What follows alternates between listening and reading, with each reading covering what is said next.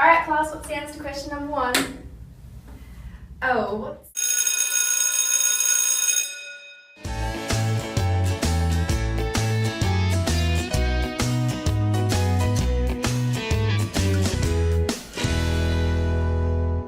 research in Ghent University's 2008 shows that traditional methods like this is boring students everywhere. They say that methods like this are failing to prepare the digital age for what's to come in the future. This has affected how teachers use digital resources in the classroom and what they actually teach. So today we're going to show you some of the benefits of using computers in your classroom.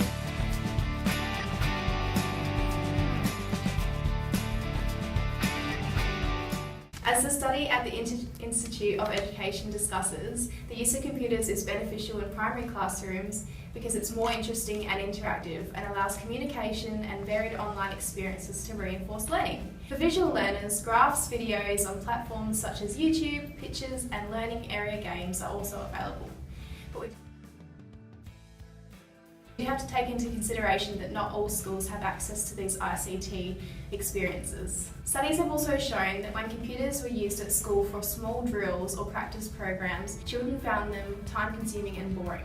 Making meaning through independent learning can also differ by gender. Sometimes boys respond to computer use a lot better than girls, and this can also be a limitation for how effective it is in the classroom.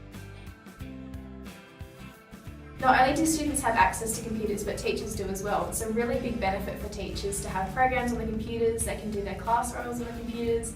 They can take students on a tour of anywhere on the computer. It's really beneficial to the classroom. And how are students and teachers provided with such material? The internet. The internet is potentially the most innovative and used resource within the world today. It allows people to connect and learn anywhere, anytime. In a classroom setting, using the internet has proven to boost children's willingness to learn and provides a sense of multimodality. Those students are more familiar with how to search on Google than in a library.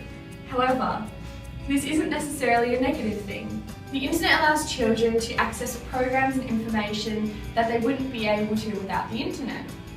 So children are able to view fun, new educational resources, such as that of athletics, which encourages learning and can be practiced outside of the classroom. Another benefit is the ability to connect with teachers and other students outside of school. If a child is having an issue with a task, a simple email to the teacher or a chat room can easily solve the issue. Although there are many benefits, the internet also has serious limitations, especially in low economic schools. So one of the most obvious is the cost of the programs and the actual devices. So it's naive to suggest that every school can afford 30 computers per classroom. A child's home financial situation may not provide them with ownership of computers, etc., which may be an issue if the assignment is solely based on internet resources. So plans do need to be made to ensure the child is able to receive the same quality of education as the next. Also, teachers can present virtually anything to the class overhead, so every student will be given the opportunity to learn and understand the material.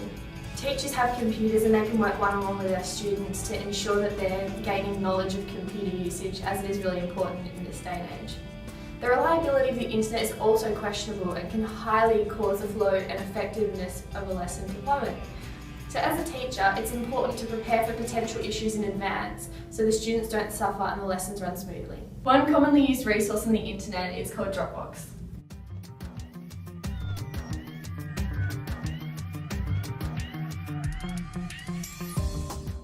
Dropbox is what we call today a cloud application. It serves as a file protection and storage. When you drop something in your box, it is backed up in 3 different places, as it can be synchronized to all your electronic devices, including phones, iPads, computers, as well as the Dropbox website. Dropbox lets you share your files from and to anywhere on the planet. Students can collaborate on the same project and documents. They can ameliorate, edit and alter a shared file so everyone has the latest and updated version instantly.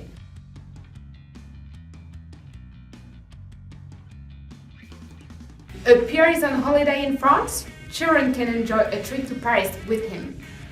thanks to the photos and video uploaded instantly and automatically to his shared file on Dropbox.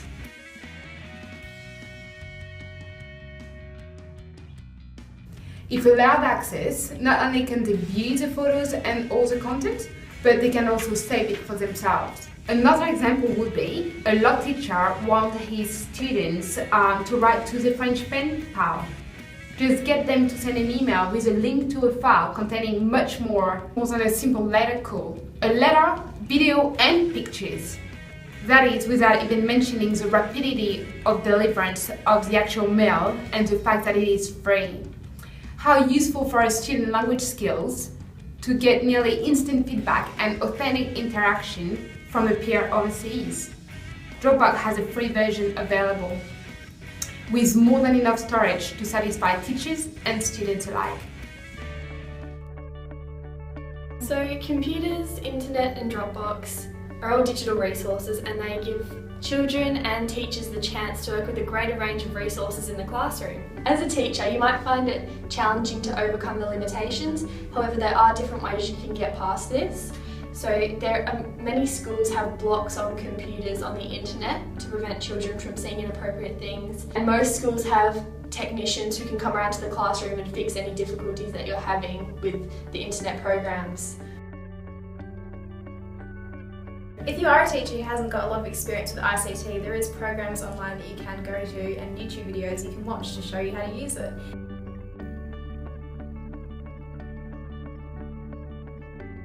Kids will get a lot of benefit out of exploring ICT. It will really improve the experience overall. Bringing multimodality into the classroom will be a really fun and exciting experience for all kids of all ages in primary classrooms. Overall, we really think that digital resources are beneficial for learners and teachers alike.